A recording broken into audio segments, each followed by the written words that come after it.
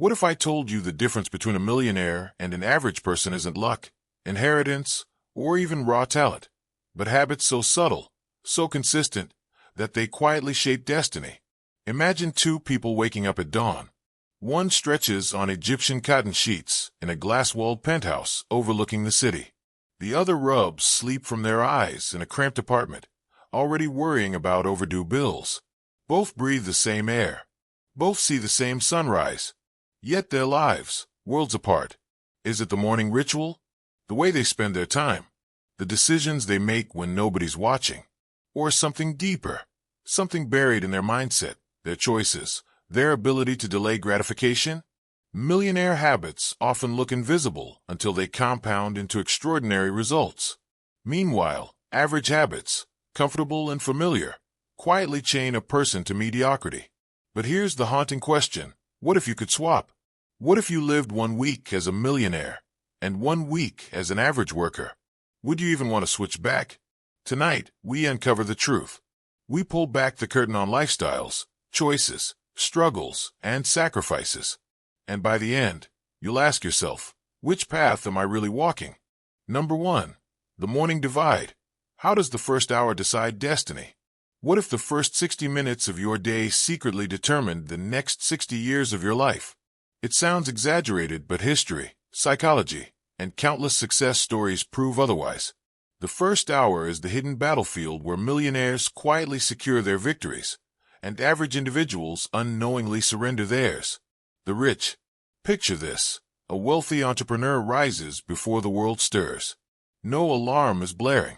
The body wakes naturally after restful sleep in a serene environment. The room is organized, uncluttered, designed for focus. The morning unfolds like a well-choreographed symphony: hydration, meditation, a brisk workout, followed by intentional reflection. They may journal gratitude, visualize goals, or read a few pages of something thought-provoking. Every step sharpens clarity. Every breath aligns their mindset with ambition. It's not about luxury. It's about control. Their morning is theirs, not hijacked by the world's demands, not consumed by trivial distractions. That quiet hour becomes a sanctuary, a workshop where the day's blueprint is drawn. To them, time is a sword, and the first hour sharpens its blade. The poor. Now shift scenes. In a cramped apartment, the alarm buzzes. Snooze. 5 minutes later, snooze again. Stress pulses through veins before the body is even fully awake. The mind is already racing.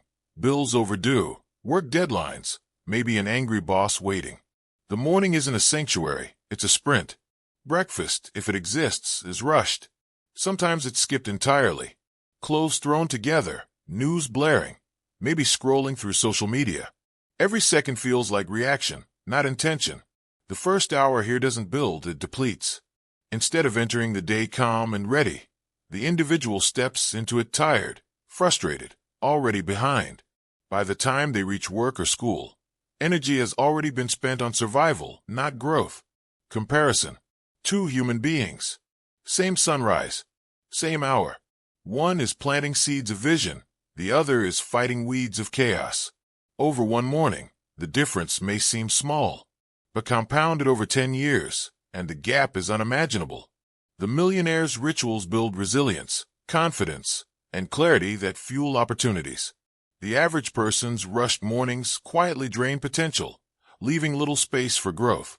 And so the haunting question remains: if the first hour writes the story of your life, how different would your destiny look if you began tomorrow like the wealthy? Number 2. Time. The silent currency that separates the fortunate from the struggling. Time. Everyone has the same 24 hours, yet some transform it into empires, while others let it slip through their fingers. Why does this silent currency favor one over the other? The rich. For millionaires, time is not just money. It is life's greatest currency. They defend it with ferocity. A billionaire won't hesitate to spend thousands to save an hour, because they understand what that hour can create. Ideas, deals, strategies that yield millions.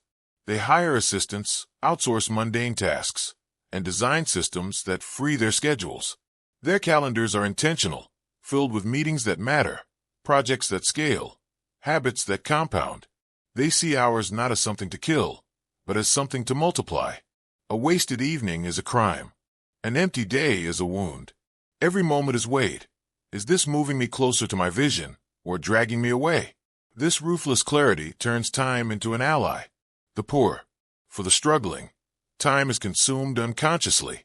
Long commutes drain hours. Endless scrolling on social media steals evenings. Netflix becomes the nightly escape. Weekends blur into idle distractions.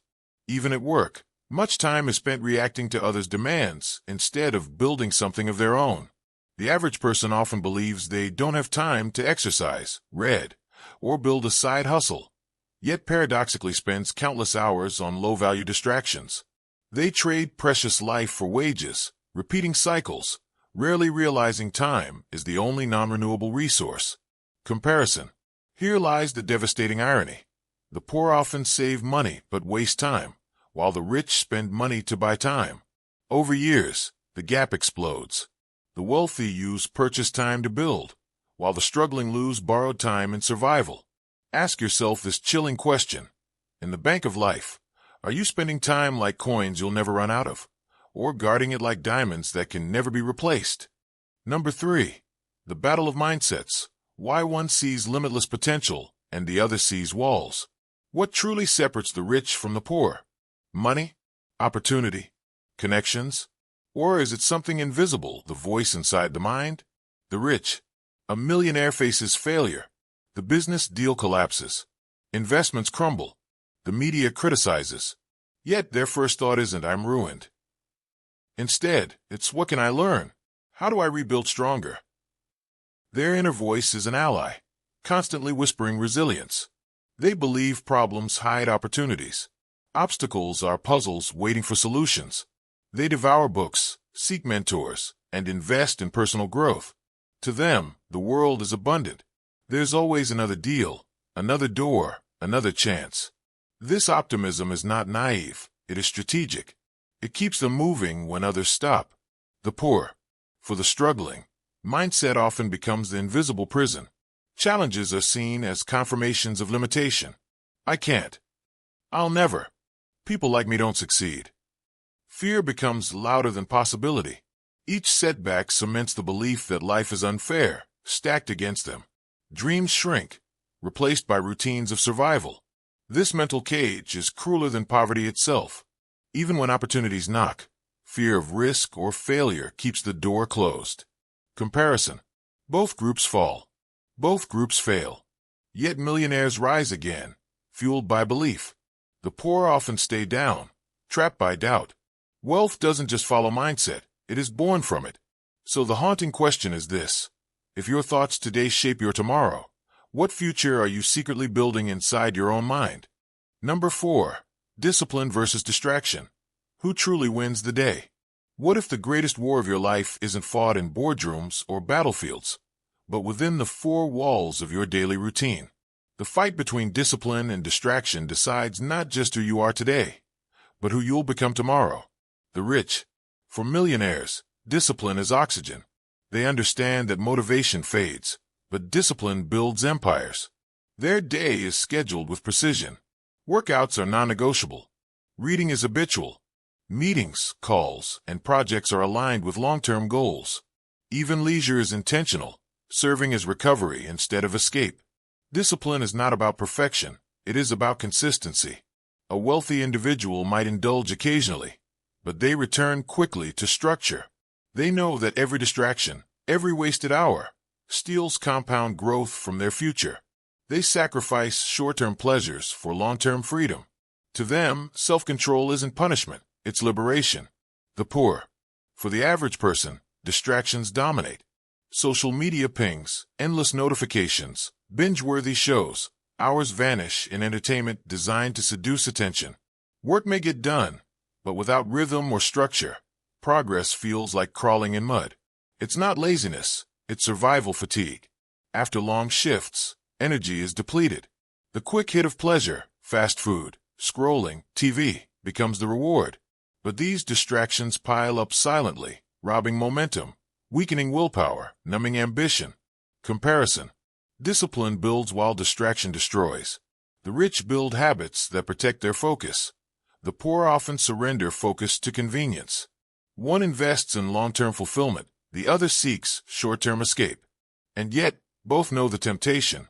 Both feel the pull. The difference is who resists longer.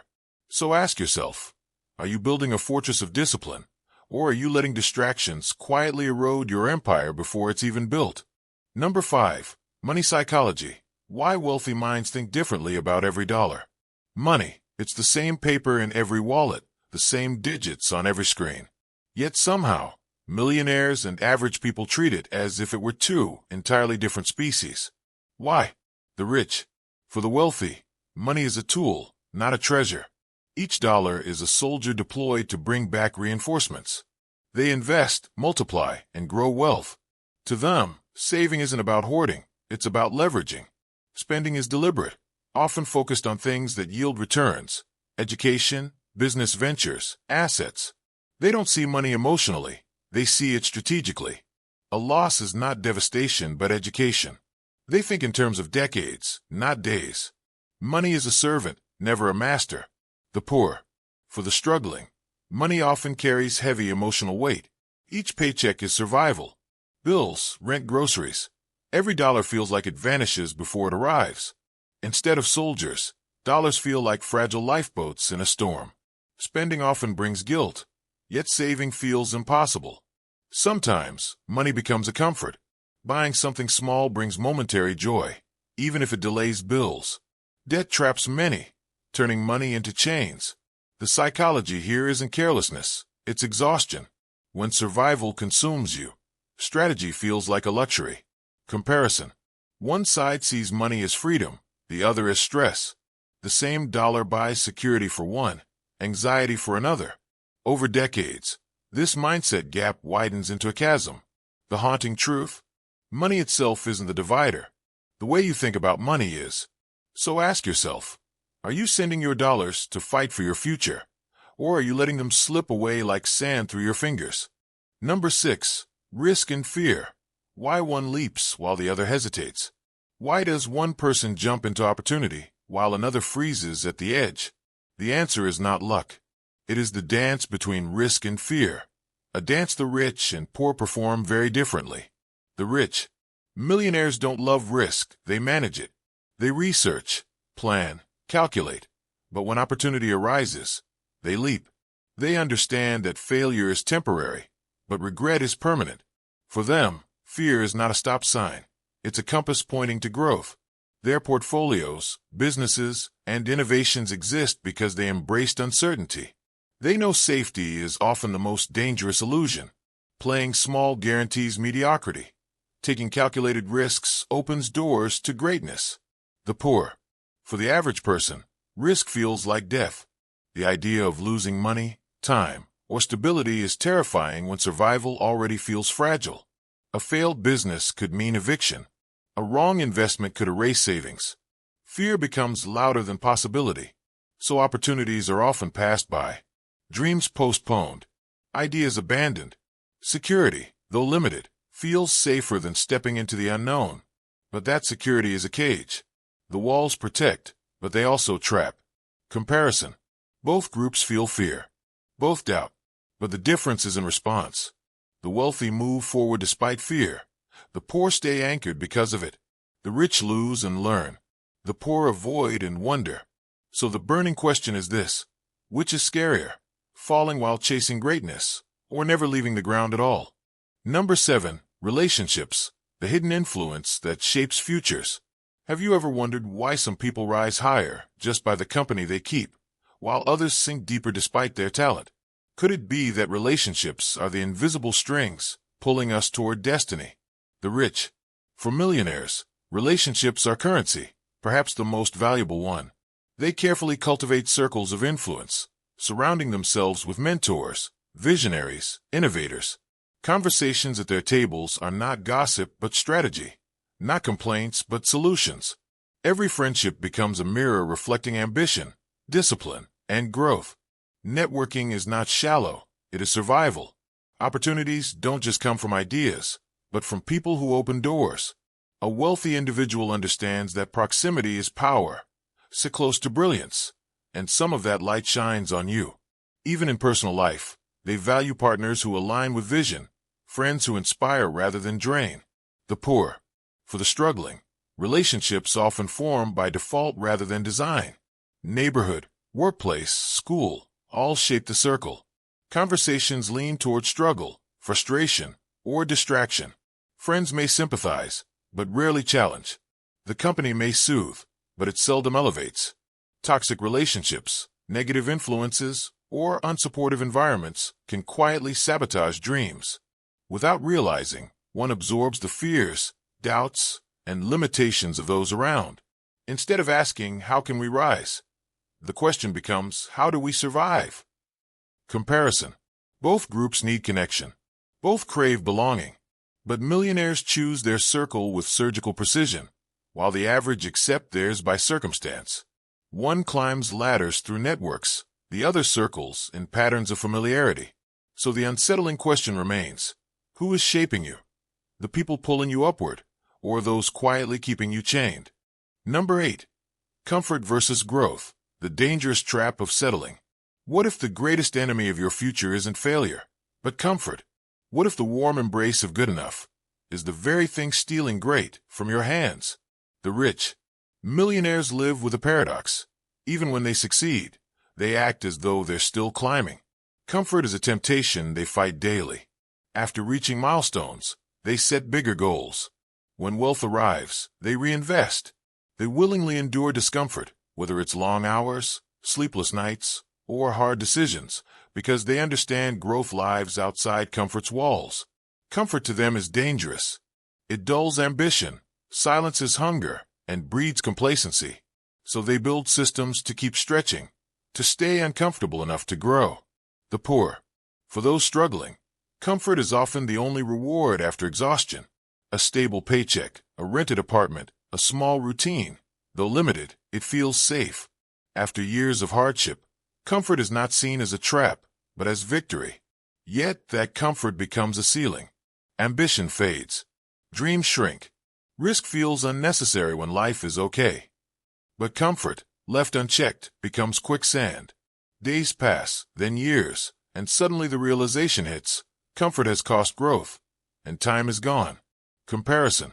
The rich fear comfort, the poor seek it. One views discomfort as fuel, the other as something to escape. But both feel the pull. The difference lies in whether comfort is embraced as a reward or rejected as a trap. So the question hangs heavy. Is your comfort protecting you, or slowly killing your future? Number 9. Legacy thinking. Why millionaires build for tomorrow while others survive today. What if the true difference between wealth and struggle isn't about how we live today, but how we prepare for tomorrow? The rich. Millionaires think in decades, sometimes in generations. Every investment, every business decision, every habit is designed not just for themselves, but for the children, the grandchildren, the empire beyond their lifespan. Legacy is not a word, it is a mission. They plant trees, knowing they may never sit in their shade. They build companies designed to outlast them. They invest in trusts, foundations, scholarships, projects that ripple into the future. Their choices echo long after they are gone. The poor. For the struggling, tomorrow feels like a distant luxury. Survival today consumes all energy. Bills must be paid, children fed, crises handled.